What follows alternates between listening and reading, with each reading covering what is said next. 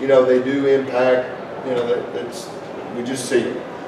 Sharpening, make sure that you're sharpening, your sharpening steel has got a little thumb guard.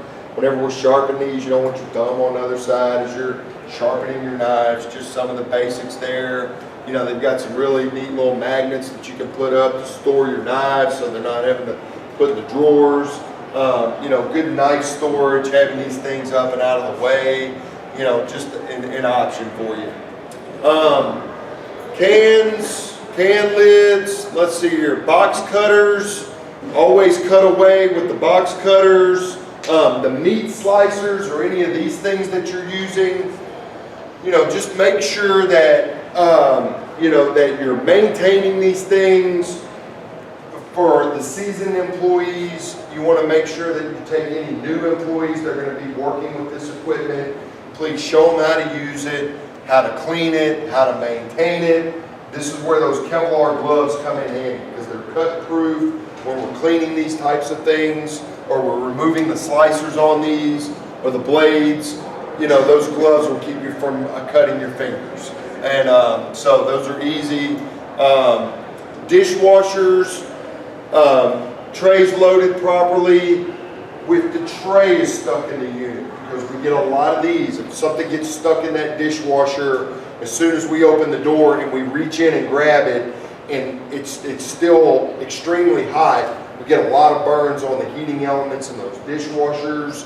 So just be aware of those. Give it a, you know, give it a few seconds. Give it 30 seconds before, you know, I mean, if you can get the tray out, that's fine. But if you're reaching into the dishwasher after it's just run its cycle and it's still really, really hot, then you want to just be aware of it. Watch the burns on the inside, the heating elements and the doors.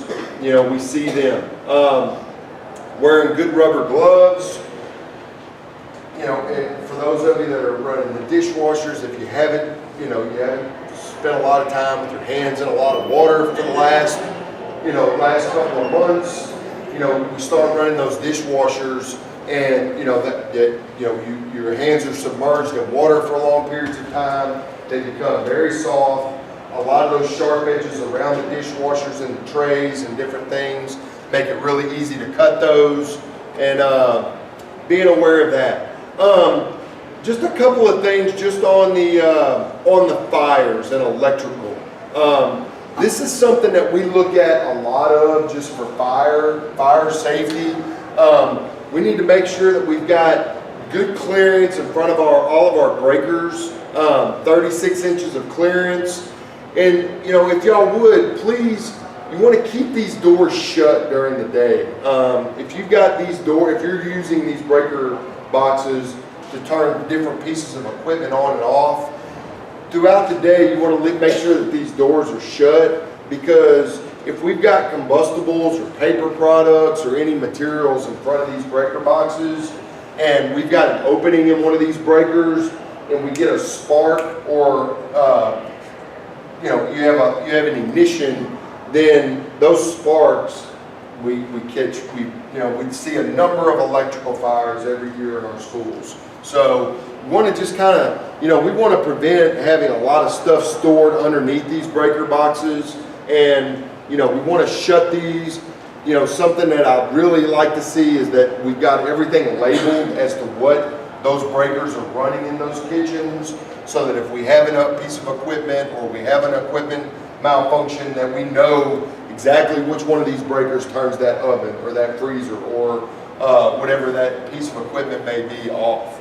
So little decorations and paper products around these electrical panel boxes is just not great. I mean, we would prefer that we keep those areas free and clear and not have a lot of stuff stored around those electrical boxes. Struck buys, just check your storage racks. If we've got broken storage racks, it's something that needs to go.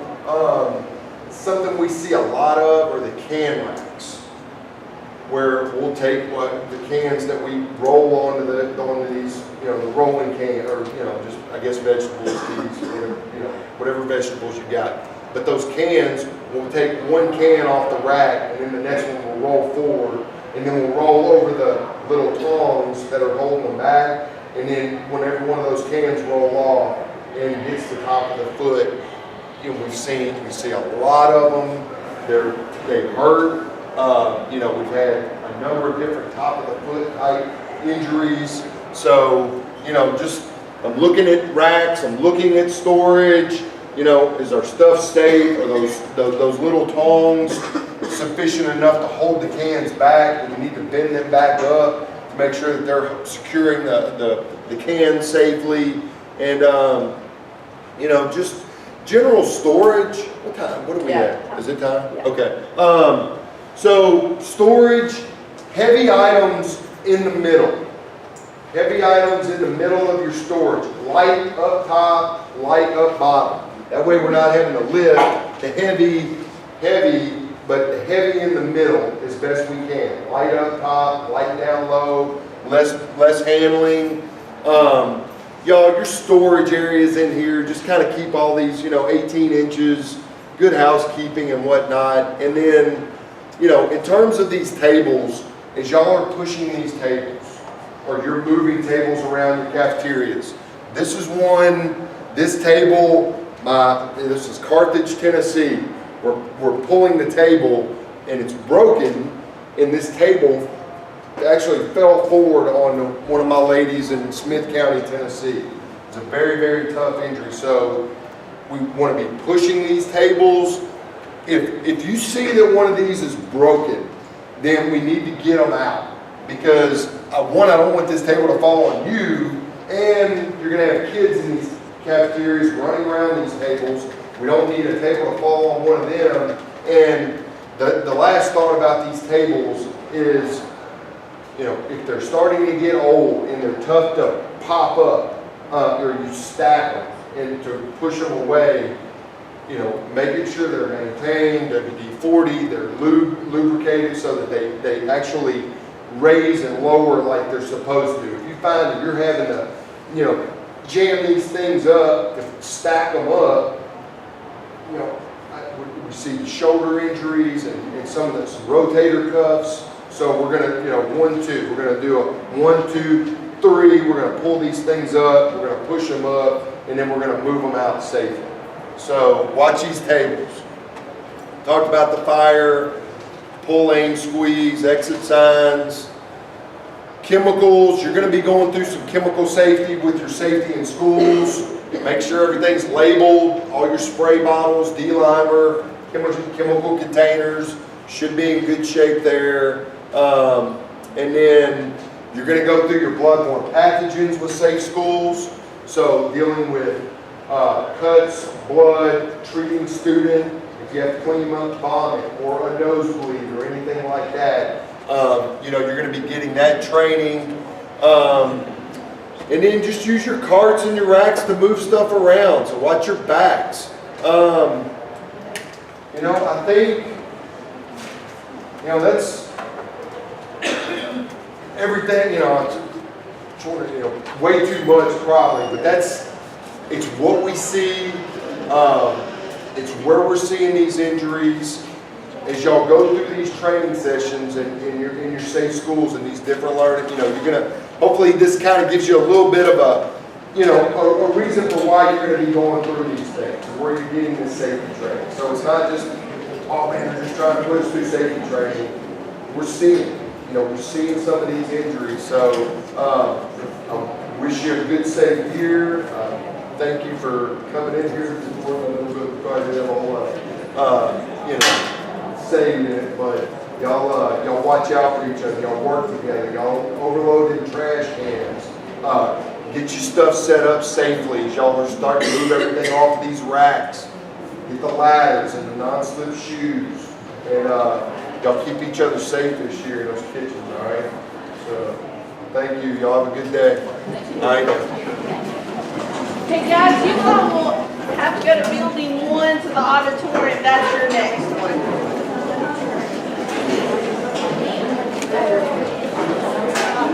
How are you?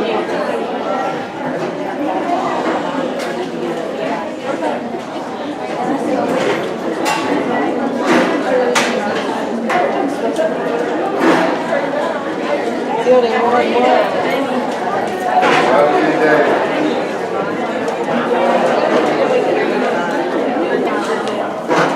Steve's on day shift? Okay. Steve on day shift. He's on Have a third. good day. He's on third.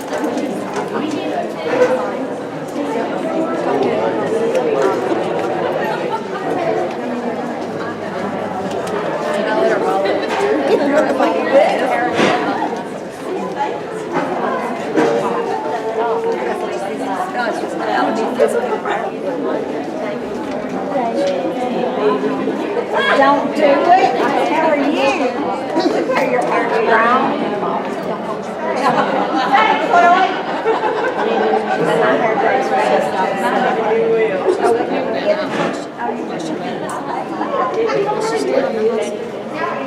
Oh, she does? He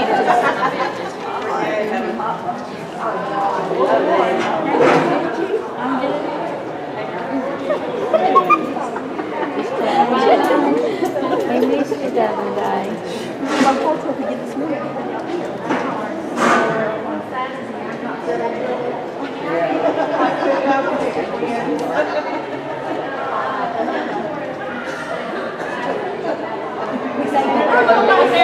Best for last.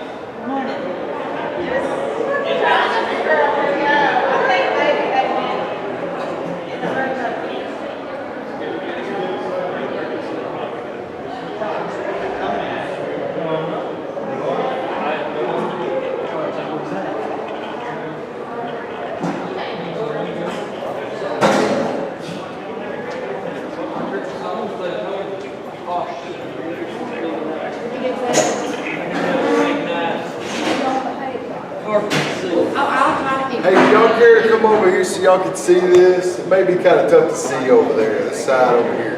Which road? Yeah.